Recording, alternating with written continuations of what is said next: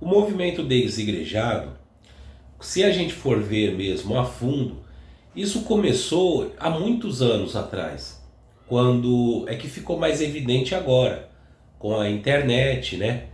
Muitas pessoas fazem canais no YouTube, aí pregam contra os templos, contra os pastores, né?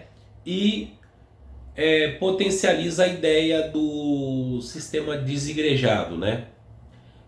Mas isso começou há muito tempo. Quando uma pessoa ela não se adaptava numa igreja, o que ela fazia? Ela parava de ir. Me lembro há anos atrás, quando a gente ia evangelizar e aproveitava e fazia visita na casa de membros que haviam deixado a igreja, deixado a congregação, nós íamos lá visitar e conversar com a pessoa. Alguns falavam assim: não, eu continuo cristão, continuo sendo crente, mas aqui em casa. Eu leio a Bíblia em casa, eu oro em casa, eu canto hino em casa, né? Então, isso é uma coisa que já vem de muito tempo. Mas, como pessoas hoje fazem canais no YouTube e começam a potencializar essa ideia e firmar isso, né, que você não precisa de um templo para ser membro do corpo de Cristo ou para ser um cristão, aí o que aconteceu? Muitas pessoas ficaram convictas que elas podem ser crentes, né, ser cristãos sem ir a um templo. Mas se você for ver, analisar bem, as pessoas que falam favoráveis ao sistema desigrejado, o que acontece? No canal dessas pessoas, existe muitos membros lá, muitos inscritos. E lá se tornou uma igreja. Então, praticamente, na teoria é uma coisa, na prática é outra. Porque quando você vai lá no canal deles, tem horário de reuniões, tem lives, marcam dias, então as pessoas se reúnem. Então, ou seja, não deixou de ser uma igreja, né? Não deixou de ser, só não tem um tempo de pedra, mas se tornou uma igreja virtual, onde as pessoas se reúnem aqui, virtualmente na internet. E o que eu quero falar nesse vídeo é o que está escrito em Hebreus capítulo 10, o versículo 25. Deixa eu ver se é o 25 mesmo, meus irmãos.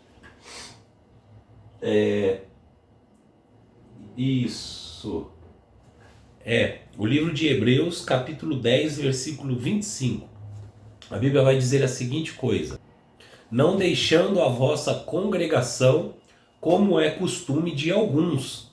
Né? Você nota que até nos tempos de Paulo, dos apóstolos, tinha isso. Pessoas que abandonavam, não participavam mais das reuniões, né? E isso não é bom. Até mesmo esses que pregam o movimento desigrejado, eles fazem as reuniões deles. É tudo virtual. Então, ou seja, a igreja, para poder ela crescer, ela precisa sim de ter um templo, né? Seja virtual ou seja um templo, né? Um templo formal, né? Um templo de alvenaria, mas a igreja precisa se reunir. Porque um desigrejado, se você for ver mesmo, não tem como a pessoa ser um crente desigrejado. Ela precisa estar em comunhão com as pessoas. Ela precisa estar em comunhão com Deus e com as pessoas. Até porque, quando uma pessoa se reúne com a outra para cultuar a Deus, um grupo, né? E tem o líder. Aí o que acontece? Ali a pessoa se firma melhor. Você pode ver quantas pessoas que abandonaram vícios entrando na igreja. E muitas delas, infelizmente, quando saíram das igrejas, voltaram para o vício, né? Porque naquela comunhão com a igreja, a pessoa se solidifica, ela fica firme, né, em Deus. E ela começa a praticar aquilo que o cristianismo ensina, né?